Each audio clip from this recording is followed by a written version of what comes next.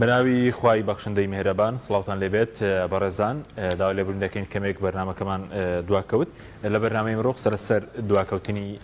موچەی هێزانامنیەکان دەکەین کە موچەکانیان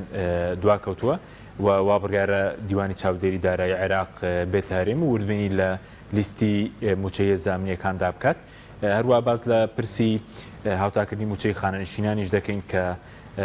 ساڵێک و حەوت مانگ لەمەوبەر لە کۆتایی 2022 دادگای فیدراڵی برایی دەکە موچەی خانەنشینانی هەرێم هاوتا بکرێت لەگەڵ عێراق بەڵام لەو ماوەیەدا کوێستە نەکراوە لە ئێستادا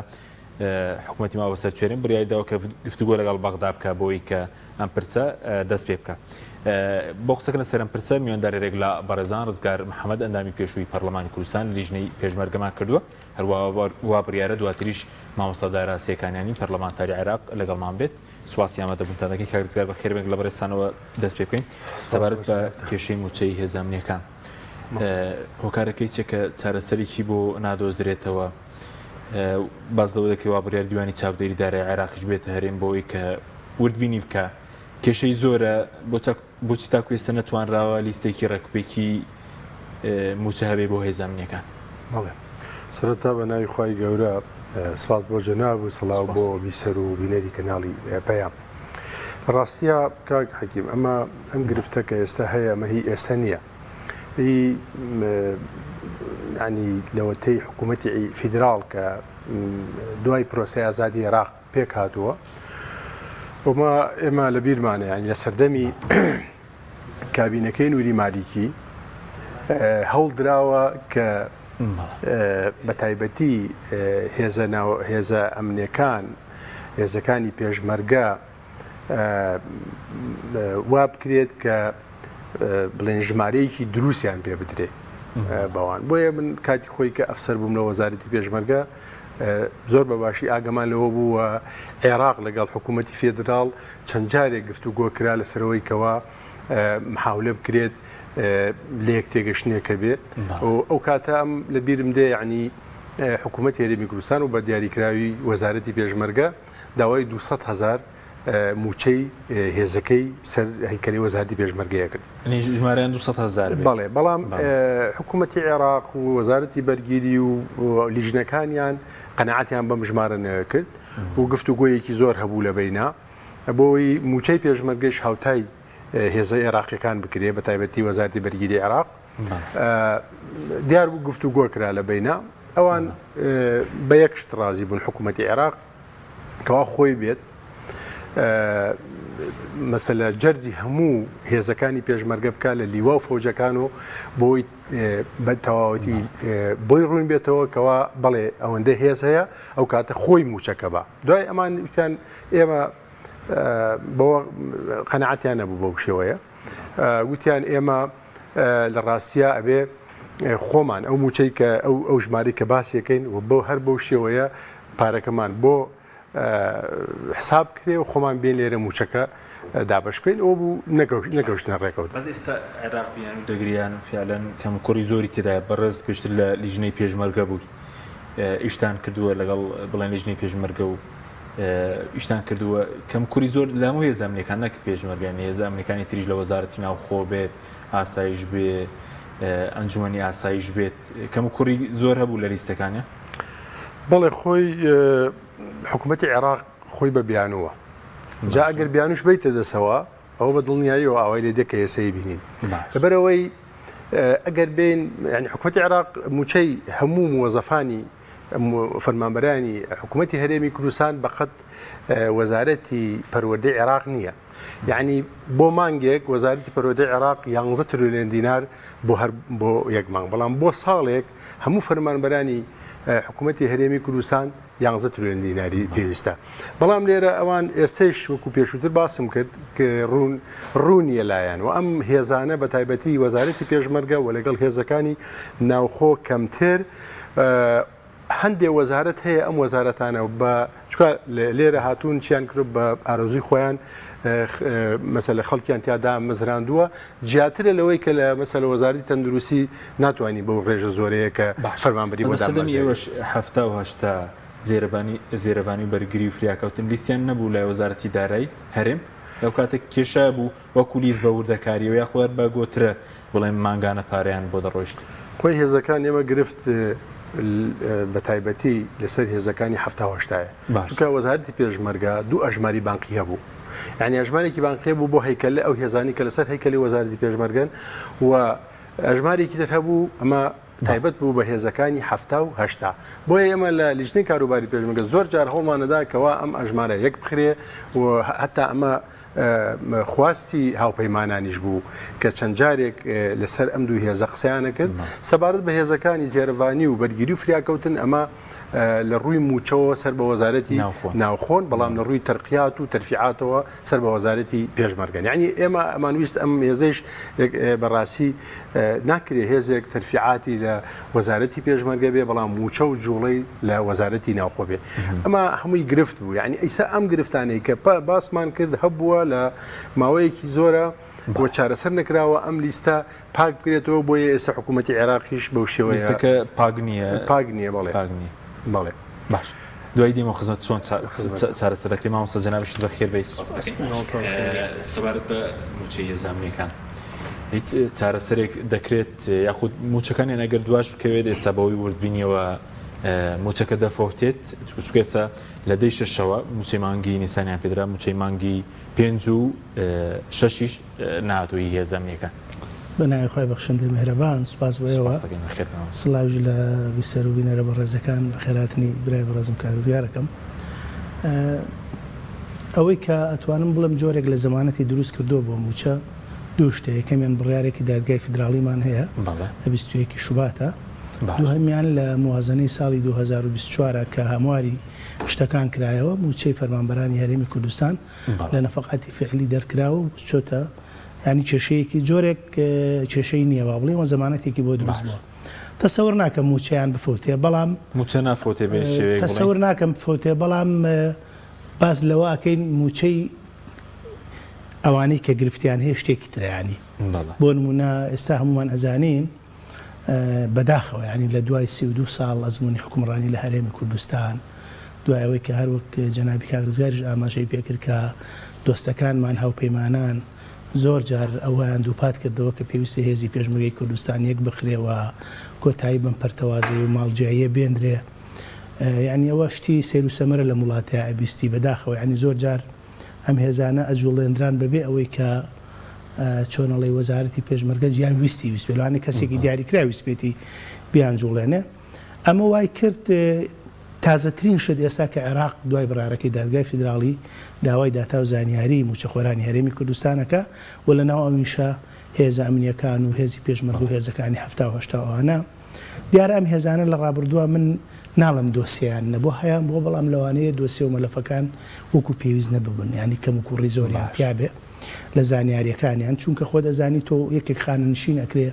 بۆ نمونە یەکێک پلەیەکی سەربازی هەیە ئەبێ دۆسیەکی هەبێ و لەم دۆسیە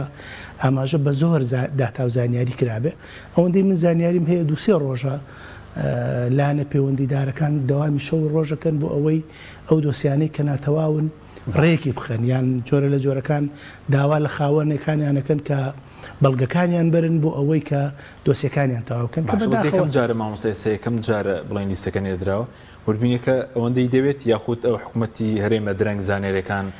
دەنێرێت چکە سەبازدۆکە داوی ناوی چواریان کردبێ کۆت بایۆمەتری شوێنی دام ناویسیانی دایک بۆ هەموو هێزانەکان نەک لە وەزارەتی بڵین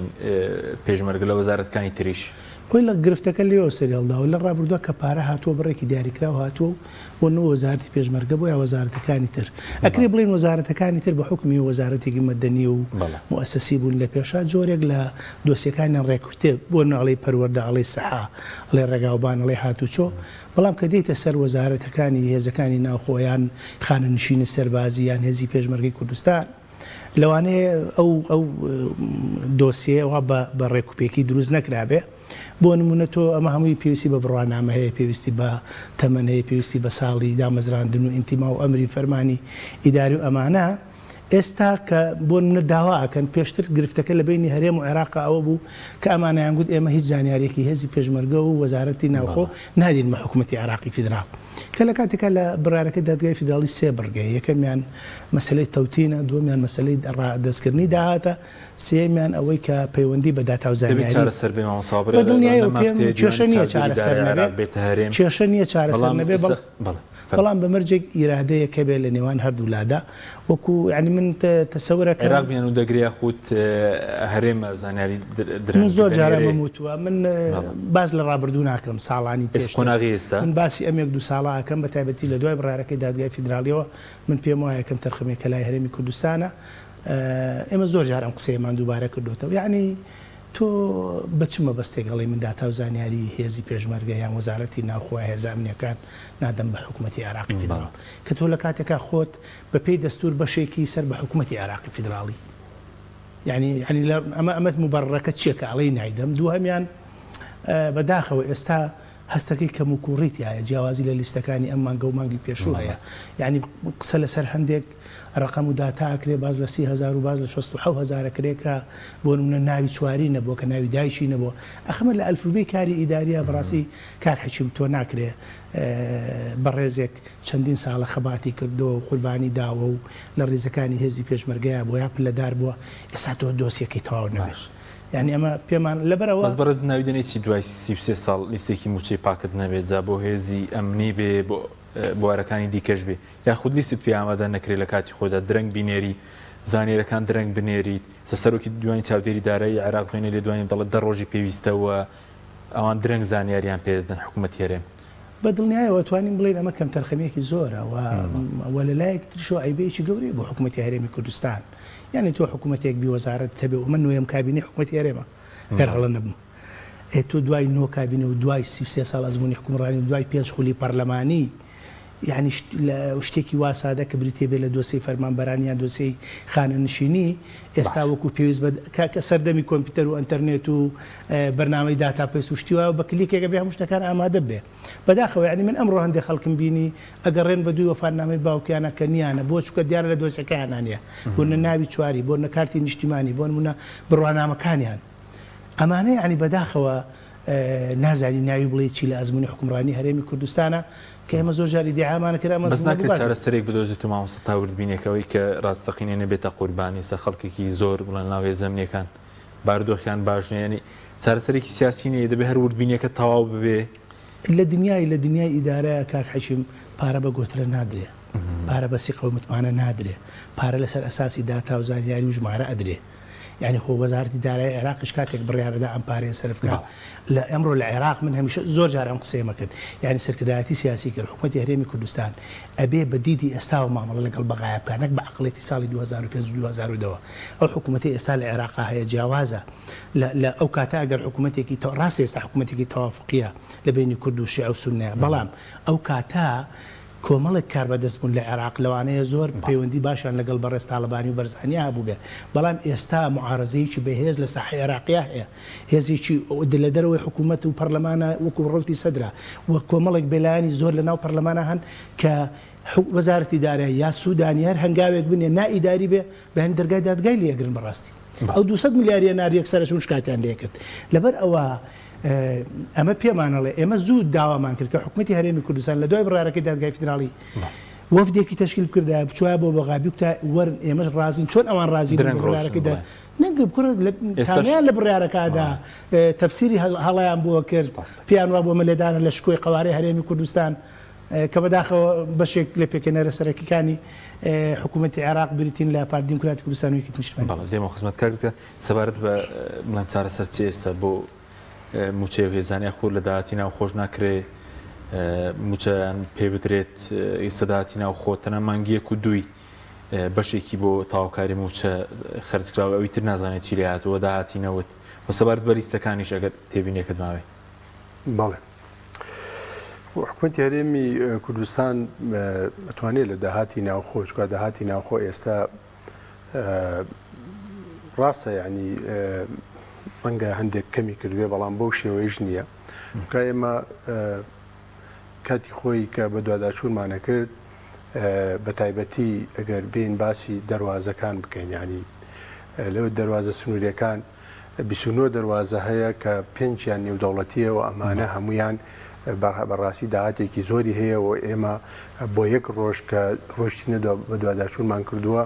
بۆ یەک ڕۆژ ملیارێک و 650 میلیۆن دیناری هەبووە ئەمە بۆ لە یەک دەواازە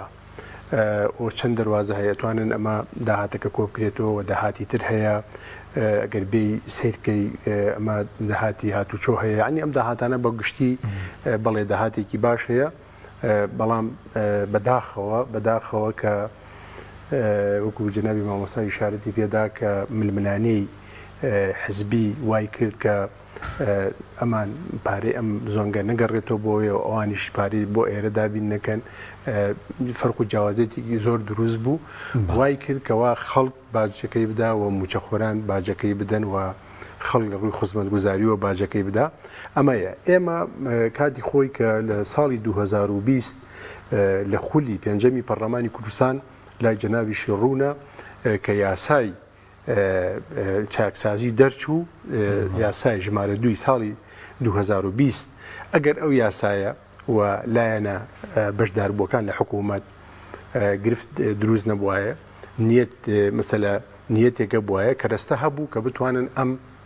هەموو ئەمانە ئەم گرفتانە هەموو چارەسەرکردن چکە ئەو یاسای چاکسازیە بۆ هەموو سێکتەرێک بوو بۆ هەموو وەزارەتێک بوو کەوا مەسەلە وەزارەتێک کە باسی وەزارەتی پێشمەرگە بکەین کە بەو لێشاوە خەڵک لەسەری خانەنشین بووە 130,000 پێشمەرگی خانەنشین لەکوێ دنیا بووە 250,000 هێزی ئامادە کە ئێستا ئەوەتە کە ئەبینین کە ئەوەتە عێراقیش باوەڕی بەو ژمارەیە نییە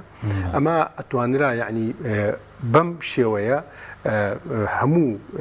ینی چاکسازی لە هەموو سێکتەرەکانە بکرایە بەڵام چاکسازیان جێبەجێ نەکرد بۆ خستنی هێزی پێشمەرگە یەکێ ژمێریارەکانیان یاسای چاکسازی بەداخەوە پەکی کەوت ینی هەیە یاساکە بەڵێ دەرچوو لە پەرلەمانی کوردستان بەڵام خۆ بەڕاستی خۆی عیبرە لە جێبەجێکردنەکەیەتی ڕەنگە لە هەندێ وەزارەت بە شێوەیەکی کەم چاکسازی کراوە بۆ نمونە لە وەزارەتی کاروباری کۆمەڵایەتی هاتووە کە موچەی کۆمەڵی خەڵکی هەژار و مەسەلە بێهاوژین و خەڵکی کەمەندام و ئەوانە بڕاوە ئەمە پێشووتریش ینی ئەمە بڕاوە دوایەوە نەبوو ینی بەو لیستە بەو قایمە گەورەیە کە ئێمە من ئەم ماوەیە سەردانی بەڕێزوەزیری کاروباری کۆمەڵایەتیم کرد هەر بە لێشاو لابراوە بەڵام خەڵکی مستحقیشی لابراوە ئەوە کە پرسیارمان کردوتی ئێمە چاکمان کردوتەوانی کە پێویستە موچیان پێدرێ باسم لەوە دێ کە ئەگەر یاسای ژمارە 2 ساڵی 2020 جێبەجێ بکرایە بەڕاستی ئەمەی کە ئێستا هەیە بەو شێوەیە نەبوو بەڵام جێبەجێ نەکرا و لە سەرەتای دروستبوونی حکوومەتی شۆ نیەتێک هەبوو کە چاکسازی بکرێت و لایەنە بەشدار بووەکان لە حکوومەتە نوێنەری خۆیانیان لەوێ مەسەلە لە بزوتنەوەی گۆڕان ئاگادارم کە 2 کەس دانرا و لە یەکێتی نیشتیمانی لە پارتی دیموکرات لە لایەنەکان کەمەنێتەوەکان بەڵام لێرە کە وەختی هاتنە سەرەوەی بێن چاکسازی بکەن یەکێک لە برادەرەکان کە بەداخەوە لە ئەنجومەنی وەزیرانە وتوی و جاکا کە خەڵک بە 4 ملیۆن ڕاهاتووە تۆ بۆی بکەی بە 2 ملیۆن چۆنی دارەکە یەکێکی تر لە ولاوەتیەوە ئەتانوێ بە ناوی چاکسازی و موچەی کادرەکانی ئێمە ببڕن ئێمە قوبڵی ناکەین بۆیە بەداخەوە چاکسازی نەکرا باش ئەمە گرفتەکەیە باشە بەس وەکو بڵێن هێزی ئەمنی جیاواز ئێستا بەدۆکێت تا دامەزرانیش سەبێ ئێستا باسی زیادبوونی 5-6 هزار دەکرێت بۆ لەم زوانە دامەزران بەدامەیە لە هێز ئەمنی جیاوازەکان خستنە شوێن بەدامەیە دادان و دانان باشە بڵێن کاتی خۆی کە لە 2014 کە ئیتر ئەمە بەڕسمی دامەزرانە ڕاگیرە بە پێی خاڵبەندی و کێبرکێ بەڵێ ڕاگیرە کە بەهۆی قەیرانی دارایی و ئەوانەوە بەڵام بەداخەوە کە ئەبینین ساڵانە 5-6 هزار کەس ئەمە بە ئیجباری خانەنشینە بێ و بێجگە ئەوەی کە بە ئارزومەندانە خانەنشینە بێ مەسەلە سەفەرەکە وڵاتگێرێ یان لە ژیانە وەفاتەکە ئەم 5-6 هزارە لێرە یەک کاک حەکیم یعنی ئەبینی لیستی موچە لە جاتیەوەی بێتە خوار بەڵام هەڵەکشێت یعنی مثلا بەو لە کابینەی پێشووە ئەگەر هەڵە نەبم 8 ملیار بووە ئێستا چۆتە 945 ملیار یعنی ئەگەر سیرکەی خۆی ئەبێ ئەمە کەمکە ئەمجار لێرە ئەگەر ئیسا بێ سەیری دایرەکان بکەین من ئەمڕۆ لە دایرەکان بوومە لە هەندێک لە دایرەکان هەمویان هاوارێنێ بەرز بۆتەوە مەسەلا ئەشتە زەراعاڵێ هیچ تەواو مۆزەفم نەماوە ئەشتە شارەوانی هەڵێ هیچ وەتە وەزعی شارەوانی وایە ئەم مۆزەفانە کە خانەنشینە بن لە ژیانە نامێنن ئەکرێش خەڵکی تر بخێتە شوێنەکان بەڵام ئەمە لێرە ئەمە لە مەدەنیەکە نییە مەسەلا شوێنێک و شارەوانی کە دەکەسی بۆ ساڵێک نامێنێ لێرە ئەم دەکەسە بن لە هێزە ئەمنیەکان بە هێزی تایبەتی خۆیان لێ خانەنشینیەکەن ئێستا ئەگەر ببینین هێزێکی تازە کە بە ناوی هێزی کۆماندۆ ژمارەیان 20,000 زیاترە کە ئەمە زۆر نییە تەمەنی ئەو پەڕی 2 ساڵێکە کە ژمارەیان بۆتە ئەوەندە ئەوەی هێزی تر هەیە کە بەم شێوەیە ئەم هێزانەیش بەداخەوە کە ئەو هێزەکانی دەرەوەی هەرێم باز دەکرێت ئەو لە وزارتی ناوخۆن هێزی ڕۆژ سەر بە وزارتی ناوخۆیە هێزی ڕۆژیش من زۆر زانیاریم نییە لەسەری بەڵام وەکو باسەکرێکە و هێزەی شەیە بەداخەوە ینی بە پلەی سەربازی خەڵکی سنوورەکان ڕاستەوانیش کوردن و کوردستانین بەڵام لە پارچەکانی تری کوردستان لە شوێنەکانی تری لە دەروی بازنی هەرێمی کوردستان ئەمانە خانەنشین کراون بە پلەی سەربازی و بەداخەوە ژنی شاخ کە 90 شووی کردووە هاتووە بە ژنی شاخۆی ئەوشی تێدایە بەڵێ بە ئاشکرا 90 شووی کرد 90 هەر شاخ نەماوە لە 2000 شووی کردووە ژنی شاخە يعني ئەمە دێمە خزمەتت مامۆستا سەبارەت بە ئەگەر ئەم جارە بڵین وردبینێکە تاو بێ ئەم کێشەی چارەسەر بێ دەکەوێتە سەر پێی خۆی هێزەمنیەکان و بۆ مەدەنیش بەشێکی هاتوو چاوەڕێ دەکرێت چەند ڕۆژترەوەی تریش بگات ئەوەی پەیوەندی بە موچەی مەدەنیەوە هەیە پێم وانەیە گرفتێکی هەبێت چونکە لە ڕابردووە مانگەکانی پێشوو داتا و زانیاریەکانیان چووەوە ئەو لیستانەی کە تەواویشە بێ نردویانە ئێمە ئەبێ ڕاستێکی تریشەیە بیڵێن هەرێمی کوردستان تا ئێستا لیستەکانی بە درەنگوەختەوە نار بەباغ یعنی ئەم مانگە مانگی 6 نردووە ئەوان لە 1 و 2 مانگە دەستیان بە تەمیلی هەرێم کردووە ڕاستە لە سەرەتادا موچەی خانەنشین و لەو لاوە موچەی با بڵێن چاودێری کۆمەڵایەتی ئەویان نردووە بەڵام خۆشبەختانە ئەنجومەنی وەزیرانی هەرێم بڕیاریدا لەم چوارشەمەی ڕابردووە کە لە دەی مانگی هەمومان کە ئامادەیەکە کە ئەمە شتێکی باشە ئەگەر لە کاتی خۆیان بینێرن ئەوەی پەیوەندی بە موچەی مەدەنیەوەی بڕان ناکەم گرفتێکی هەبێ ئەوەی پەیوەندی بە هێزە ئەمنیەکانەوە هەیە بە دڵنیاییەوە ئەو ئێستا هەمووان ئەزانی وەفدێکی حکوومەتی عێراقی فیدراڵ لە هەرێمی کوردستانە کە چاودێری دارایی ئەوان لەگەڵ چاودێری دارایی هەرێمی کوردستان بڕیاریاندا وربینی و موچەی لیستی زانیاریەکانی موچەخۆرانی هەرێمی کوردستان بکەن دیارە ئەمەش بە دڵنیاییەوە کاتی ئەوێ بەڵام ئەگەر ئەمە بکەوێتە سەرسکەی خۆی و کێشەکە چاک بکرێەوە چارەسەر بکرێەوە کۆتایی پێ بێنرێ مانگانە ئەم گرفتانە دووبارە نەبنەوە بە دڵنیایی ئەوە پێڵێ موچەی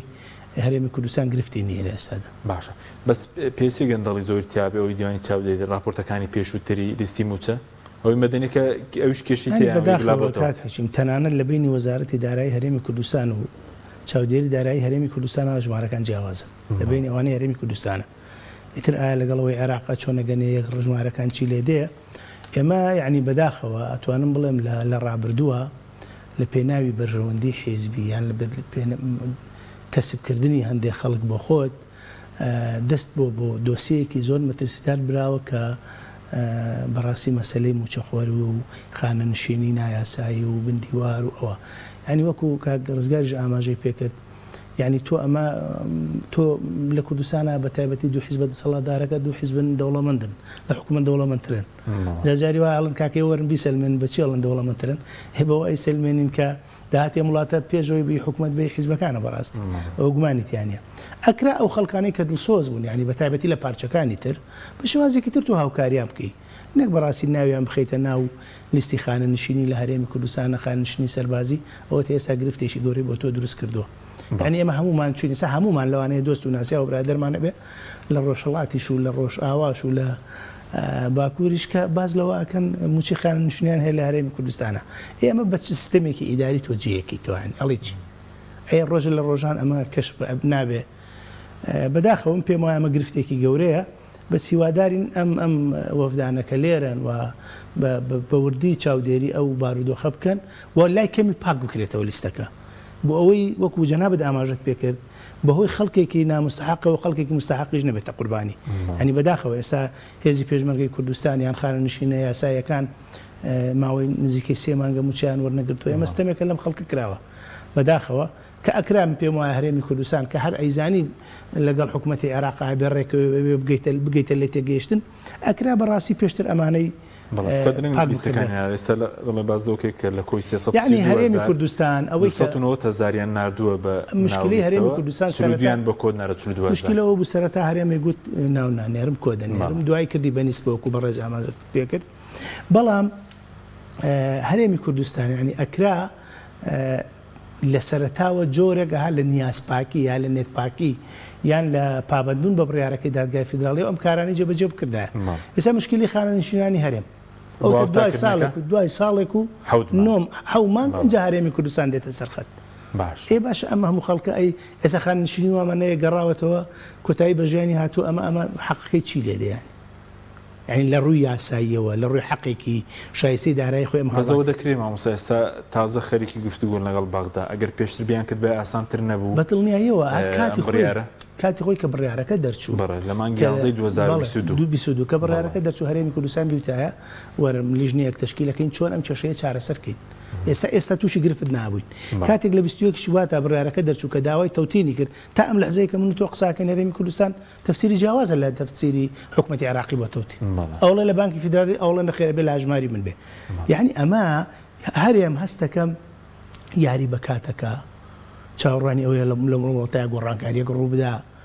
نەچێتە ژێرباری ئەم بڕیارەوە ئەم ئەجەندایی کە هەیە نازانم یعنی بەس پێچەوەی خانشیان جێبەجێ دەکرێت مامۆستا ئێستا ئەوە لەگەڵ ئەوەی خانشینی دڵخۆشین بە بڕیارەکەی دادگای فیدراڵی بە ئەوەی هەرێمی کوردستان کە ئەڵێ ئامادەین بەڵام ئەبێ شتێکی تریشەیە بزانین ئێستا شتێکەیە لە عێراقا پێوترێ سندوقی خانەنشینی کە لە عێراق ئەمە هەیە زۆر جار حکوومەت پارەی لێ قەرزەکە لە هەرێمی کوردستانە پارەی نییە سندوقی خانەنشینی يعني هەرێمی کوردستان بەداخەوە هەموو فەرمانبەرێک کە موچێ وەرگرتووە مانگانە بڕێکی دیاریکراوی بۆ خانشینی لێ بڕدراوە بەڵام ئێستا فەرمانبەرێک بۆ نمونە فەرمانبەرێک لە هەرێمی کوردستان ڕاژەکەی بگواشێتەوە بۆ عێراق بڵێ 30 ساڵ خزمەتم هەیە ئێلێڵن کو ئەم 30 ساڵی کە تۆ خانشینی داوە بە هەرێم ئامادە نییە و پارێ بداتەوە بۆغا لەبەرەوە یعنی کێشەکە زۆر ئاڵۆزە کاکاکی واتە تەسەوور نەکەین ئەمە بڕیارێکە و شتێکی ئاسایی و سانای و دوێ ئەو لێبرنی کە لە سەدا حوتی موچە کە لە هەرێم لە سەدا حوتە لەگەڵ 12 لە سەدا 12 ئەو لە سەدا 19 دەبێت بە قەدەر ئەوە پارە بدەن بە عێراق بۆی کە پارەژ نادەی لای کەمی ئەبێ ئەم پارەیە هەبێ ئەم حکوومەتی هەرێمی کوردستان یعنی گرفتەکە لەوەدا ئەوە هیچ سنووقەکە پارەی تیانە دەستی بۆ شتی وا سێر بردووەکە ئەگەر ئەمە ببن بە مێژوو تەواوی کورد لە تەواوی دنیای پێ شەرمەزارە بێ تۆ دەست بۆ پارەیەک بەری کە خەڵکی خێرخواز بخە نەخۆشخانەی هیوا کۆی کردوێتەوە ئێمە دانیشین لەگەڵ بەڕێوەبەری نەخۆشخانەی هیوا ئەم پارەی لە بانک ڕقەمی هەیە بەس پارەکە وجودی نییە ئێتو ئەم حکوومەتە ینی دەستی بۆ ئەوە بردووە کە خێرخواز و خێرۆمەند پارەی بەخشیوە بۆ خزخانەی وا لەبەرەوەی نەخۆشیێکی ینی تۆ ئەمە ناوێنی چی ئێستا وەکو وتە دەگەر پێشتر کرابێ ئاسانتر دەبوو ئێستا کە خەریکی گفتوگۆن لەگەڵ بەغدا پێشبین دەکرێت بەم زوانە بکرێت چکە ئێستا باز دەکەێت موچەی مانگی حوتی خانەنشینان بە هاوتاکردن لەگەڵ بەغدادا ئامادە بکرێت باشترین شت ئەوەیە حکوومەتی هەرێمی کوردستان چۆن حکوومەتی عێراق حکوومەتی عێراقی فیدراڵ کە بڕیارەکە دەرچووەڵێ ئەمە پابەندی وەک خۆی جێبەجێیەکەین هەرێم هاد لێدا لە بڕیارەکە تەخیری کرد لیستی نەنارد تەوتێنی نەکرد داهاتی تەسلیم نەکرد هەرێم لە 21 شوباتە ئەوان لە 22 شوباتە وتیان پابەندی حکوومەتی عێراق ئەمیش ئەگەر لە یەکی سێشەوە بیوتایە پابەندم ئێستا کە یەکی حوتە 4 مانگە بۆ نمونەوەنە هەنگاوی زۆر گەورەی نابوو بەڵام ئەمە ئێستا هەر لە شوێنی خۆمانی ئێستا هەر لە مانگی شوێنی بە گفتوگویەکی جددی هەیە بەدڵنیایە ئەبێ هەرێمی کوردستان پابەند بێ و ئەو لیژنەیشی کە ئەنێرە بۆ بەغا من زۆر جارم تێبینم وتیان بەداخەوە هەرێم ئەبێ لە دوو بوارە گرنگی بدا یەکەمیان خەڵکێکی پسپۆر لە ڕووی یاساییەوە دووەمیان خەڵکێکی پسپۆر لە ڕووی ژمێریاری و داراییەوە بۆ چونکە بەیانی هەر ڕێکەوتنێکیان کرد مخالیف نەبێت لەگەڵ بنەمایەکی یاسایی و لەگەڵ چوارچەوەی دەستوری عێراقی چونکە وا نەبێ یەکێکی تر سکاڵای لێکە و هیچ قیمەتی نامێنەوە ڕێک سپاس دەکەم کە گزێت سەوارد بە هاوکاریە و پەیمانان ئێستا باش دەوەکرێت کە لیوە هاوبەشەکان و هەفتا و هەشتاش بن لە وەزارەتی پێشمەرگە موچەکان چوتە سەر بەغدا وەکو هاوکارێک دابەش دەکرێت سەمانگە ڕابردوو 430,000 بوو بۆ 5,000 پێشمەرگە هەریەکەی 430,000 مامە بەردەوام دەبێت یاخود مەرزدارە ئێسەکراوە بە هاوکاری پێشتر موچە بوو بەڵێ خۆی لە ڕاستیە کە لیستی وەزارەتی پێشمەرگە هێزەکانی تر کە ئێستا چۆتە سەر حکوومەتی فێدراڵ پێشتر کە هاوپەیمانان ئەو بڕەپارەیان دابی نەکرد بۆ موچە 20 میلیۆن دلار بوو ئێستا کەم کراوەتەوە بۆ 15 میلیۆن دلار ئەو هاوکاری کە جەناب بە باسیەکەی 400 تقریباً 45,000 ئەوانەیە بۆ پێشمەرگە من ئەم پرسیارەم کردووە چوومەتە وەزارەتی پێشمەرگە ئەمە دیار نییە ینی مەسەلە بەدایمیە درێت چونکە ئەمە وەکو مینحەیەک پێ درێ نەکو موچە بەس پێشتر موچە بووە پێشتر موچە بوو بڵێ پێشتر موچە بوو کە موچەکە چۆتە سەر عێراق ئێساتە ئەمان ئەو هاوکاریە هەر بەردەوامە بن هەتا ئەو کاتەی ئەوە لە دەسەڵاتی خۆیانایە هاوپەیمانان سەبارەت بەو هەندێک لیوا نەیگرتووە بەس 5,000 باسی 6,000 دەکرێت لە چوارچێوەی وەزارەتی پێشمەرگە ینی 15,000 نەگرت بێتەوە بەڵێن ئەمە گرفتێکیانەیە لێرە کاک حەکیم ئەوەیە مەسەلە ئێستا لیوایە سێ فەوجە شمولی دوو فەوجانەکە یەک فەوجانی لێ دەرهێنراوە هەر یەک لیوایشە مەسەلە هۆکارەکەی چییە؟ هۆکارەکەی ئەوەیە کاتی خۆی ئەمانە کە هاوپەیمانان چەک و پێداویستی سەربازیان پیان داوە باشە ئەم چەک و پێداویستی ئێستا وەکو لایەن نەماوە لایەن نەماوە بەڵێ چی لاتوە؟ ئەڵێن گوم بووە یاون بووە شتێک بۆ برادێک کاتی خۆی فەرماندەی لیوایە وتێتی نازانم چەند هەمەر و ئەوانەمان لێ ون بوو وتیان با بە هەمەر چۆن بوونەوێ جا ئەمە لێرە ئەوەیە یان تێبینیانەیە لەسەر لیستەکە هاتوون جەردیانیان کردوێتەوە مەسەلە هاوپەیمانان پێشتر کۆمەڵێک چەک و پێداویستیان بۆ ئەم لیوایەت دابین کردووە ئێستا کە دێن جەردی چەکەکانەکەنەوە سێرەکەن ئەم چەکانەوە کە پێشووتر پیانیان داوە زۆری دیار نییە کە ئەمە هەیە ئەم هاوکاریە ڕاگیراوە تاکو ئەو کاتەی ئەم پێداویستی کە پێشەوە بەرپرسەکان لێ بەرپرسن وایە خۆ پێشمەرگەی بەڵێ هەتا جاری وایە تێبینیان تەنها لەسەر فەرماندەی لیواکە هەیە لەسەر فەرماندەی فەوجەکە هەیە ئەجوکە پێشمەرگە ئەمە لێرە شە بەداخەوە ینی هەر پێشمەرگە باجەکەیەدا ئەوە بە تایبەتی لە شەڕی داعاش یعنی زۆرتر هاوپەیمانان هاوکاری هێزەکانی پێشمەرگیان کردو کە لە شەڕابوونەوە پێویست بووە کە ئێستا دێن مەسەلە جەردی ئەم چەکانە کرێ سیرەکە ئەمەوەکو پێشووتر نییە بۆیە ئەوانیش ئەم هاوکاریان پێنادەن هەتاوەکو جێگەی ئەو شتانە نەکەن باش بە کورتی سەوەر بە خانەنشینی کاتیشمان نەماوە پێشتری شتانە سەر کرد بوو ئەم یاسا عێراق دەبواە دەمێکە جێبەجێ بکرێ کەمتری موچە دەبێتە 500,000 لە 100,000 بڵێن دەرماڵی بژێویش بەڵێ خۆی ئەمە ئەم هاوتاکردنی موچە زۆر باشە بەڵام گرفت دروستەکە بۆ کۆمەڵی موچە خۆر لە هەرێمی کوردستانە مەسەلە بە تایبەتی پلە باڵاکان ئێستا ئێمە لای خۆمان بە پێم یاسای قانونی کە هەمانە لە 45 ساڵ تەمەنە 45 ساڵ بێ و 15 ساڵیش خزمەت هەیە بەڵام لە عێراق بێ 50 ساڵ خزمەت هەیە بێ و ئێستا ئەوانەی کە مەسەلە موچەی خانەنشین وەرەگرن تەمەنی 45 ساڵە 5 ساڵ موچیان ڕایگیرێت هەتاوەکو ئەو کاتەی ئەبێتە 50 ساڵ ینی ئەمەش لێرە گرفتێک دروستەکەەوە ئەمە مەسەلە پێویستە وەزارەتی دارایی حکوومەتی هەرێمی کوردستان لەگەڵ وەزارەتی دارایی عێراق وا بکەن کە ئەوە بکەنەوە بە تایبەتی بۆ ئەم خولانەی کە ئێستا ئەم خولی پێنجەکە ئەوانەی تەمەنیان نەگەشتۆ 45 ساڵ وەکانش خانەنشین بوون ئەوانش خانەنشین بوون داهاتوو لابراوە ئەو خولەکانی داهاتوو 5 ساڵ و بێت و بەڵێ 5 ساڵ خزمەت ئەوەش گرفتە ینی ئەمە بۆ ئەگەر حکوومەتی وەزارەتی دارایی حکوومەتی هەرێم لەگەڵ حکوومەتی عێراق بتوانن ئەو گرفتانە چارەسەر سپاس دەکەم مامۆستا کەمتر لە دوو خولەکمان ماوە بەس پێش چاوەڕێی پلەبەرزکردنەوە دەکرا وانە بێژان گرێبەستەکان هیچ شتێکی لە واریا خود هاوتاکنی موچەی لەگەڵ عێراق جگە لە خانەنشینی ئەتوانین بڵێن قرارەکەی دادگای فدراڵی زۆر وازەحە هەڵێ بێ موچەخۆرانی هەرێم ئسوەتەن بە فەرمانبەرانی عێراق باش لەبەرەوە ئەتوانین بڵین لە پەراوێزی ئەو بڕیارەیە ئەتوانی ئەو شتانە بەسکەی ڕاستێتەوە بەڵام بە دڵنیایی و کاتی ئەوێ کاتێ بوجەشی بۆ تەرخان کەم بکرێت تەرخەمی هەرێمی کوردستان بۆ کاتێک تۆ لە بەرزکردنەوە دۆستاندووە کاتێک یاسای خانشینی و جێبەجێ نەکردووە کارت بە یاسای ژمارە 26 2006 کردووە لەوێ کار بە یاسای ژمارە 2004 دەکراوە ئەوە هەرێمی کوردستان چۆن لیستی بناردایە عێراقەوە مامەڵی لەگەڵاک ساگەر هەرێم لیستەکەی کاتی خۆی بەڕێکی بناردایە بۆ لە بەرزکردنەوە بیناردایە موچەی خانشینانی هاوتا بکردای کێشەکە بۆ چووکە لە عێراقا خۆشبەختانە وەکوتم لە بەپێی هەمواری یاسای بجەش موچەی فەرمانبەرانی هەرێمی کوردستان ئیتر لە هەموو ململانیەکی سیاسی و نەفەقاتی فعلیوانە دەرکراوە لەبەرەوە هەردوو حکوومەت پابندن پێوەی بەڵام بەمەرجێک ئەو ڕێکارە ئیداریانی کە لە بینی هەردوو لایەیە جێبەجێ بکرێ ئەنی بەداخەوە ئێستا تا ئێستا وەکو پێویست هەنگاوەکان خاون سستن و جۆرێک چۆنڵی ینی گومانت بۆ دروستە بێت لەوەی کە نایانەوێت جێبەجێ بکرێت. سوپاسان دەکەم زۆر سوپاس بۆ سەدارە سێکانیانی کاگرزگار محەممەد سوپاسیان بدەمونتان دەکەم سوپاس بۆ بینێرانی بەڕێز سوپاس بۆ هاوکارانم خواتان لەگەڵ.